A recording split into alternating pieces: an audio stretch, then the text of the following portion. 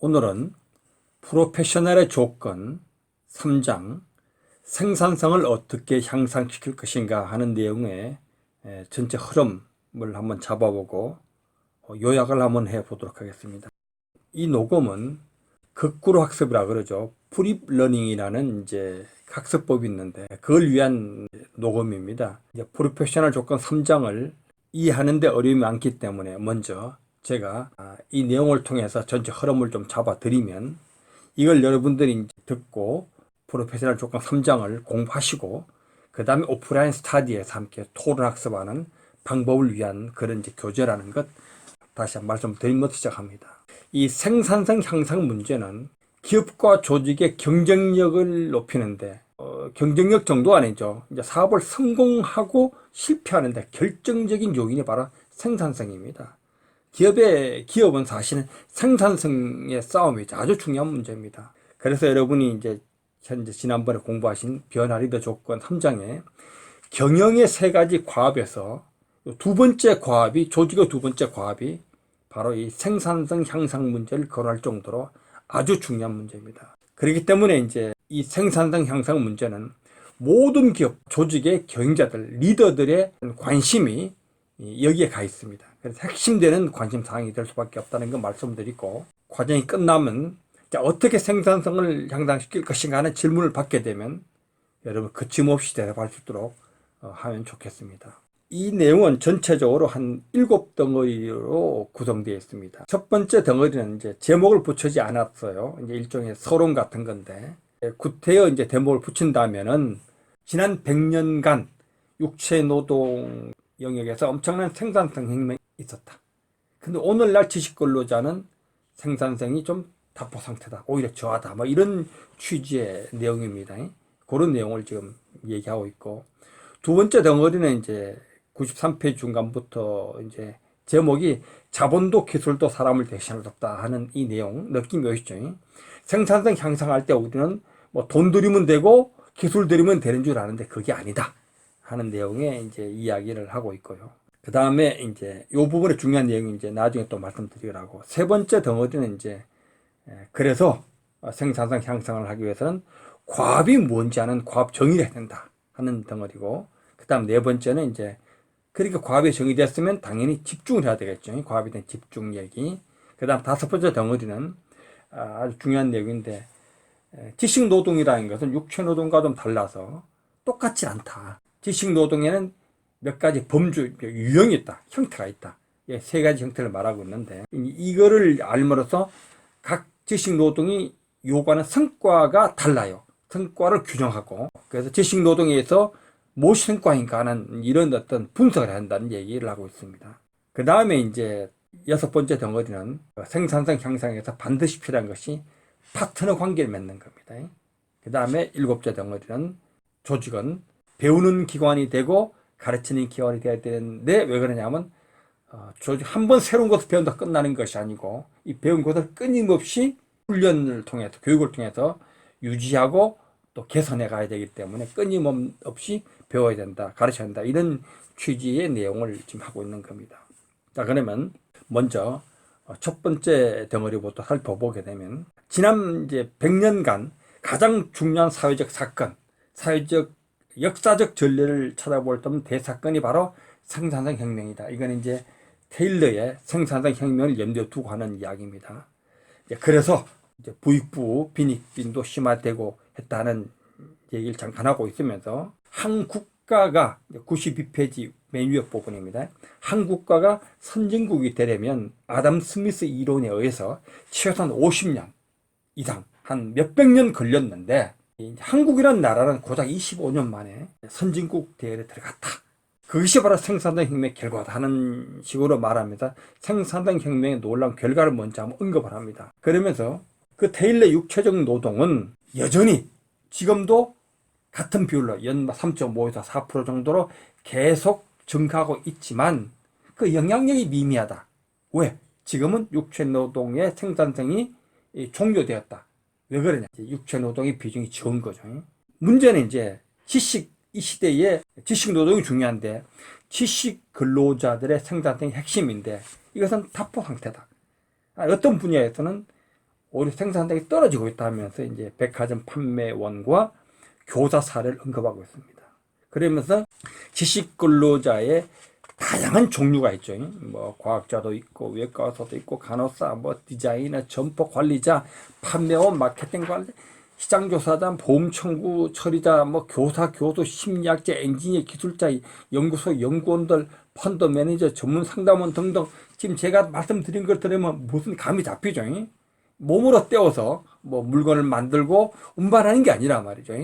이런 그 지식 근로자들, 이들 지식 근로자들이 생산성 향상 측면에서 공통의 특징이 있다는 거예요.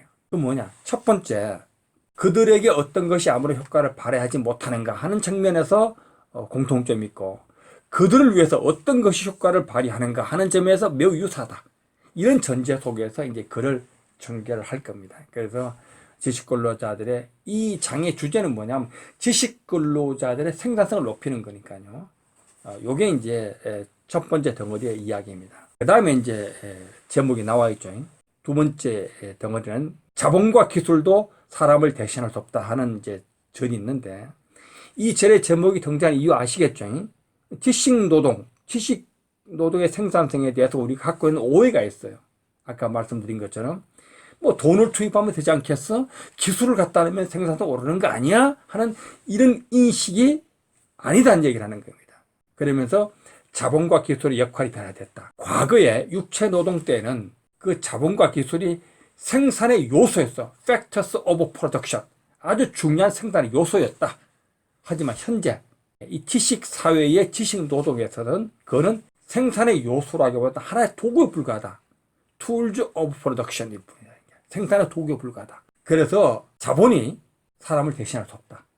기술이 사람을 대신할 수 없다. 그래서 이제 그러면 다 중요한 얘기를 하는데, 그 생산성 도구와 생산성 향상에 도움이 되는지 안 되는지를 결정하는 것은 결국 사람이 그것을 어디에 어떻게 사용하는가, 사용 목적이 있겠죠. 그 다음에 또 사용하는데 어떻게 사용하느냐는 어떤 방법이 있단 말이죠. 어떤 기능들이 있죠. 이런 것들에 따라서 그 생산의 도구가 효과적이다 아니다 이런 거 결정되는 거죠. 그런 이야기를 지금 하고 있는 겁니다. 그러면서 그 사례를 뭘 드냐면 이제 컴퓨터가 초기에 도입됐던 사례를 들고 있어요. 컴퓨터를 업무에 처음 이제 사용한 게 주로 이제 사무 쪽이죠. 사무 자동화, 뭐 회계 전산화 이런 쪽인데, 그때 컴퓨터를 도입했어요. 근데 웃기게도 비용이 더 들어. 왜? 그 사무직에 있는 사람들이 컴퓨터를 모르기 때문에 컴퓨터 안 한 사람을 또 고용하는 거야. 뭐 이런 어떤 그 문제가 발생된 거죠. 이런 것들이 초기에는 굉장히 많이 있었습니다. 그러면서 이제 병원 사례를 또 들고 있어요.